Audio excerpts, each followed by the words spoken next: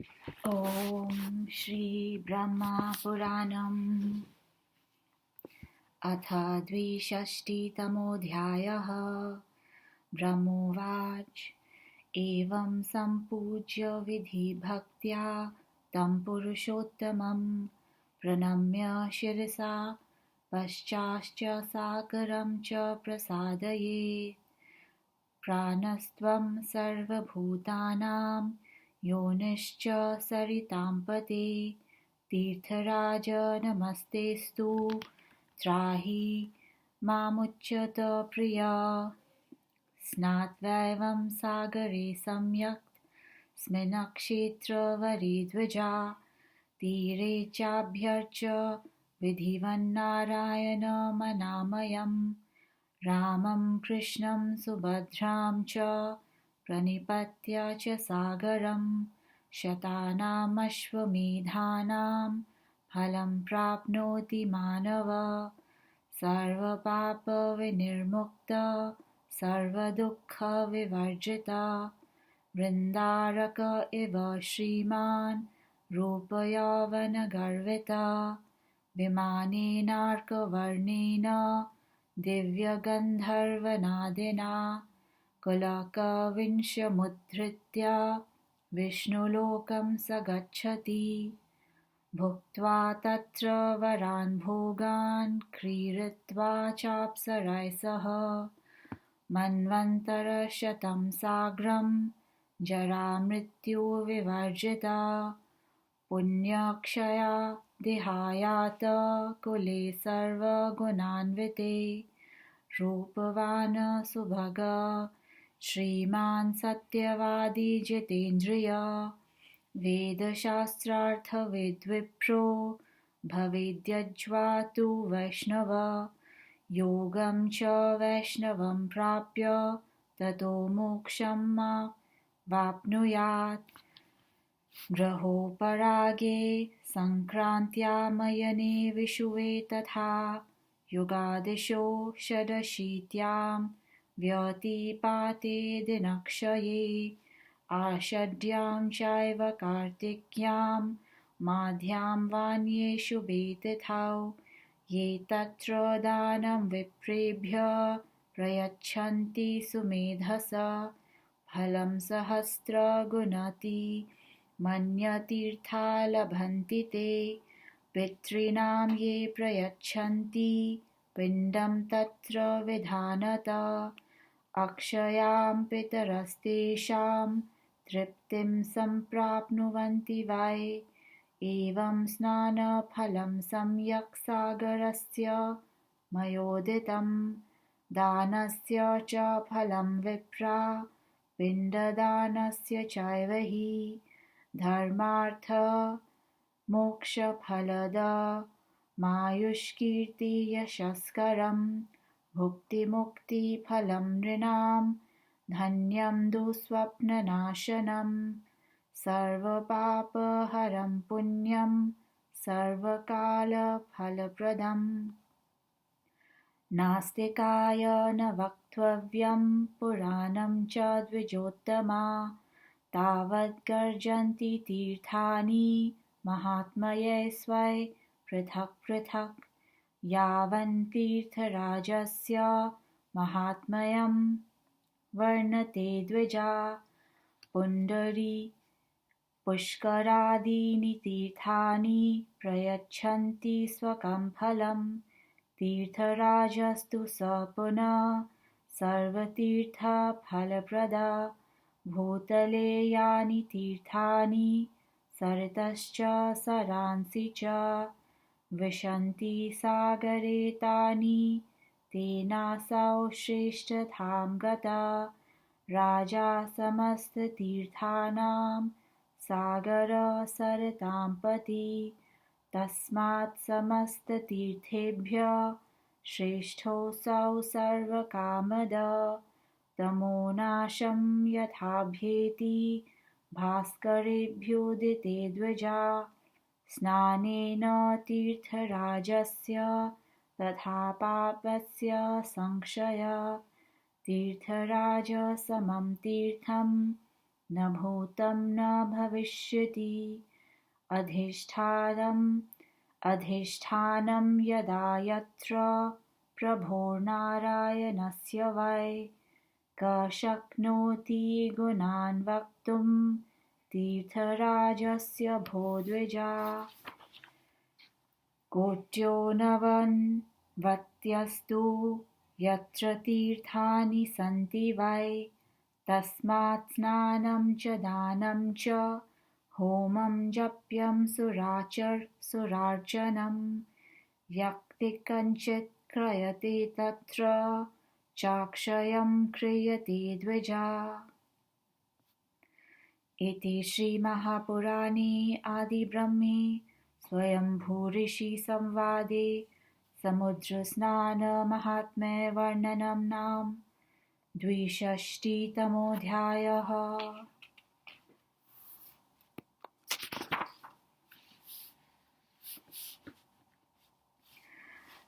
समुद्र स्नान महात्म्य वर्णन। ब्रह्मा जी ने कहा, इस प्रकार भक्ति पूर्वक पुरुषोत्तम देव की सविधि पूजा करके मस्तक झुका प्रणाम करने के उपरांत वरुण को प्रसन्न करते हुए कहे, हे सरिताओं के स्वामी, आप समस्त प्राणीगण के प्राण तथा योनि हैं। हे तीर्थराज अच्युत प्रिय, आपको प्रणाम, मेरी रक्षा कीजिए। हे ब्राह्मणों, ये कहने के उपरांत सागर स्नान करके तट पर सविधि अनामय नारायण, बलराम, सुभद्रा तथा सागर की अर्चना के उपरांत उनको प्रणाम करके मानव 100 अश्वमेध यज्ञों का फल पाता है। उसके सभी पाप तथा दुख दूरीभूत हो जाते हैं। वह देवता के समान श्रीमान तथा यौवन गर्वित होकर गंधर्वों के दिव्य संगीत से नादित सूर्यवर्ण विमान पर बैठकर अपनी 21 पीढ़ी का उद्धार करके विष्णुलोक जाता है।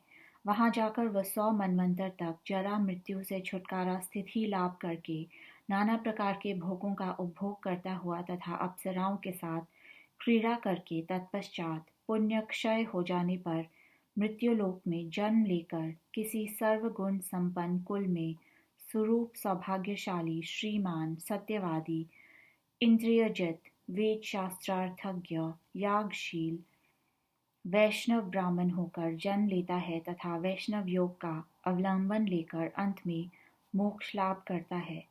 ग्रहण क्रांति अयन विशोभ योगाद्य षड्शीति व्यतिपात तथा आषाढ़ कार्तिक माघ मास की शुभ तिथि पर जो सुधी मानव पुरुषोत्तम क्षेत्र में ब्राह्मणों को धनादि प्रदान करके वह अन्य तीर्थ की तुलना में सहस्र गुना फल पाता है, जो वहां सविधि पितृपिंड प्रदान करता है, उसके पितर अक्षय कीर्ति लाभ करते हैं।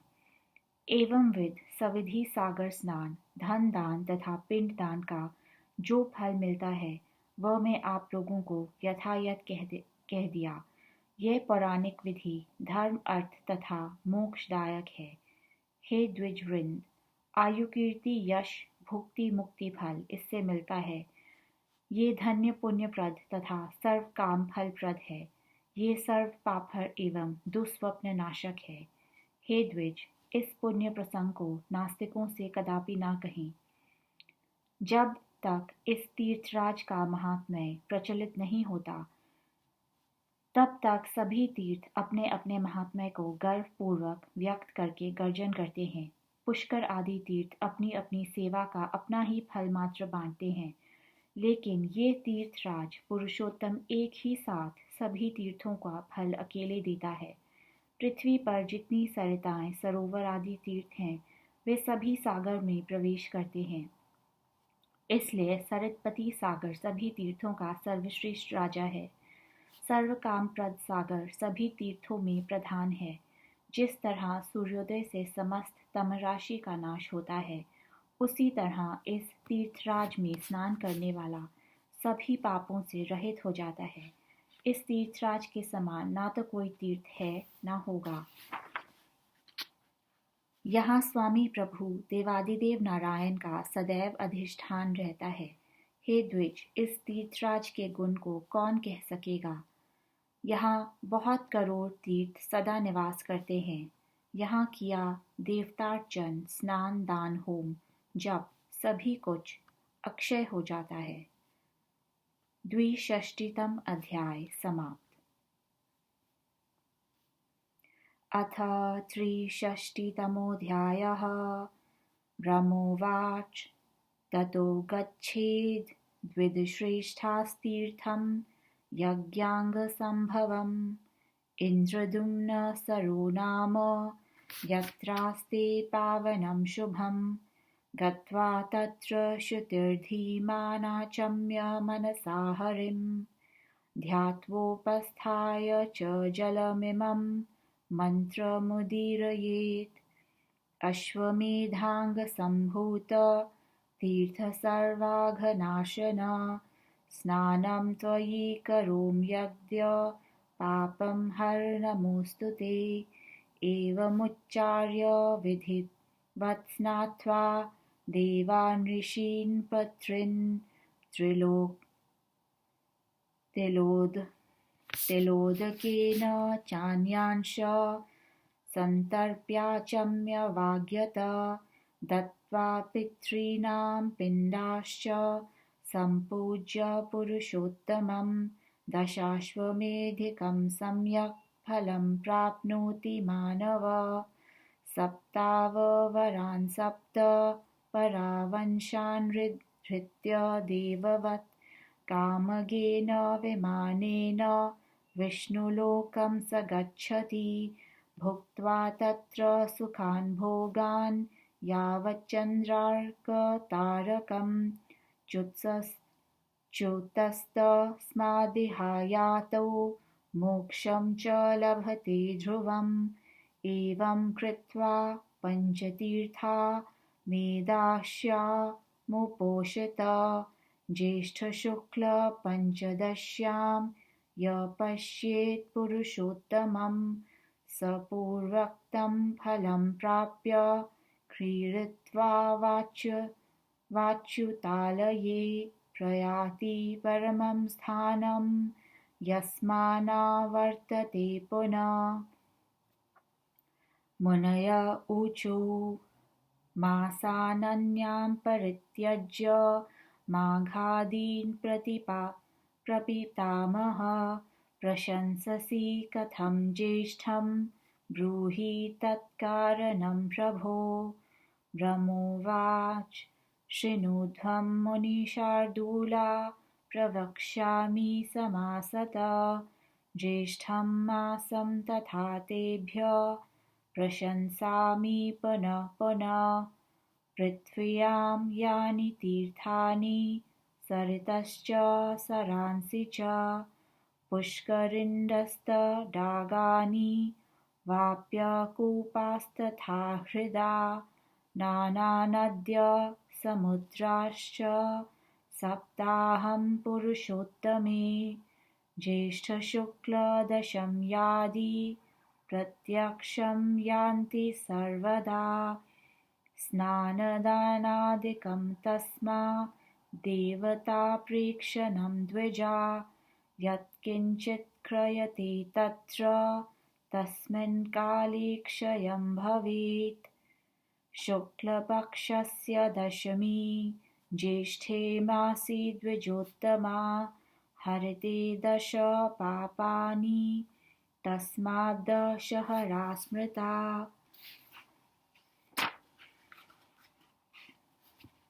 यस्तस्यां हलिनं कृष्णं पश्येद् भद्रां सुसंयता सर्वपापविनिर्मुक्तो विष्णुलोकं व्रजेन्नरा।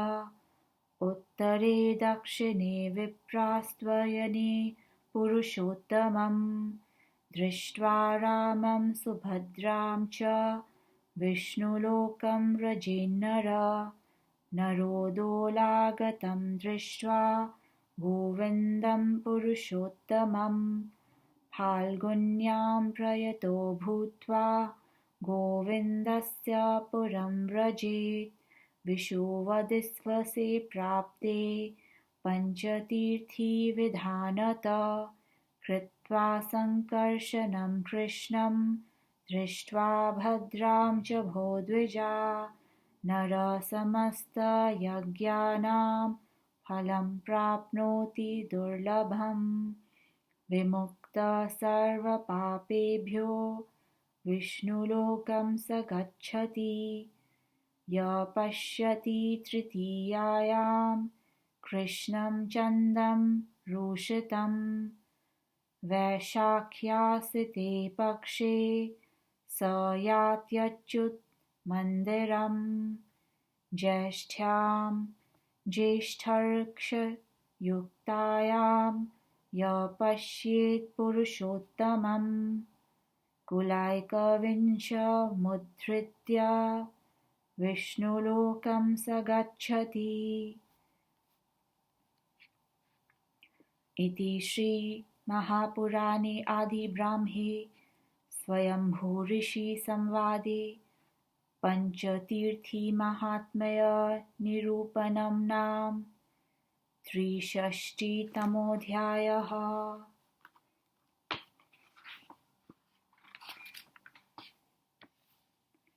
पंचतीर्थ महात्म्य निरूपण। ब्रह्मा कहते हैं, हे द्विज प्रवनगण, यज्ञों के कारण यज्ञांग से उत्पन्न श्रेष्ठ इंद्रद्युम्न सरोवर नामक तीर्थ में जाए, जो पावन तथा शुभ है। वहां जाकर धीमान व्यक्ति पवित्र भाव से आचमन करके मन ही मन हरि का ध्यान तथा जल स्पर्श करके ये मंत्र पढ़े, यथा: हे अश्वमेध के यज्ञांग से उत्पन्न सर्व पापनाशक तीर्थ, आज मैं आपके जल में स्नान कर रहा हूँ। आप मेरे पापों को हरिए, आपको नमस्कार। ये मंत्रोच्चार करके सविधि स्नान करके देवता पितरों हेतु तिल जल दान करे। पितरों को पिंडदान तथा पुरुषोत्तम की पूजा करके मानव 100 अश्वमेध यज्ञफल लाभ करता है तथा अपने कुल की पूर्व तथा आगे की 7-7 पीढ़ी का उद्धार करके देवगण के समान होकर इच्छागामी विमान पर बैठकर विष्णुलोक जाता है। वहां जाकर जब तक चंद्र सूर्य की सत्ता है, तब तक सुख भोग कर पुण्यक्षय होने पर वहां से च्युत होकर मर्त्यलोक में जन्म लेता है तथा उसे निश्चित रूप से इसके पश्चात मोक्ष लाभ होता है। इस प्रकार एकादशी को उपवासी रहकर जो मनुष्य पंच तीर्थ कृत्य संपादित करने के पश्चात ज्येष्ठ पूर्णिमा के दिन पुरुषोत्तम का दर्शन करता है, उसे समस्त पूर्वोक्त फल की प्राप्ति होती है। वह अच्युत लोक में मृत्यु के उपरांत विहार करके एक ऐसे स्थान की प्राप्ति करता है जहां जाकर उसे पुनः जन्म नहीं लेना पड़ता। मुनिगण कहते हैं, हे प्रपितामह, मागाधी सभी महीनों को छोड़कर एकमात्र ज्येष्ठ मास की ही प्रशंसा क्यों कर रहे हैं? हे प्रभु, इसका क्या कारण है, वह कहिए। ब्रह्मा कहते हैं, हे मुनि प्रवनगण, सुने, मैं ये संक्षेप में कहता हूँ। अन्य मास की अपेक्षा ज्येष्ठ मास की ही मैं पुनः पुनः प्रशंसा क्यों करता हूँ? उसका कारण है कि पृथ्वी पर जो कुछ सरिता सरोवर, पुष्करिणी, तड़ाग, वापी, कूप, हृद, नाना नदी तथा समुद्रादि तीर्थ हैं, वे सभी ज्येष्ठ शुक्ला दशमी से प्रारंभ करके 1 सप्ताह तक पुरुषोत्तम क्षेत्र में सदा प्रत्यक्ष हैं। हे द्विज, तभी स्नान दान देवता तर्पणादि जो कुछ पुण्य कार्य उस समय किया जाता है, वहाँ सब अक्षय हो जाता है। ज्येष्ठ शुक्ला दशमी 10 पापों का हरण करती है, तभी इसे दशहरा कहते हैं। जो मानव संयत होकर दशमी के दिन बलराम कृष्ण सुभद्रा का दर्शन करता है, उसके सभी पातक दूर हो जाते हैं। वह विष्णुलोक जाता है। उत्तरायण तथा दक्षिणायन दोनों में पुरुषोत्तम कृष्ण बलराम तथा सुभद्रा के दर्शन से विष्णुलोक प्राप्त होता है। जो व्यक्ति फागुन में प्रयत्नतः पुरुषोत्तम गोविंद को डोला झूला पर झुलाता दर्शन करता है, वह गोविंद लोक जाता है। हे ब्राह्मणगण, विषुव के दिन सविधि पंचकृत्य का अनुष्ठान करने के उपरांत संकर्षण कृष्ण तथा सुभद्रा का दर्शन करता है, वह सर्वज्ञ फल लाभ करता है। वह सर्व पाप रहित होकर विष्णुलोक जाता है। जो वैशाख कृष्ण तृतीया के दिन चंदन चर्चित कृष्ण दर्शन करता है उसे अच्युत लोक की प्राप्ति होती है। ज्येष्ठा नक्षत्र युक्त ज्येष्ठा पूर्णिमा को पुरुषोत्तम दर्शन करने वाला अपने 21 कुलों का उद्धार करके विष्णुलोक जाता है। त्रिषष्टितम अध्याय समाप्त।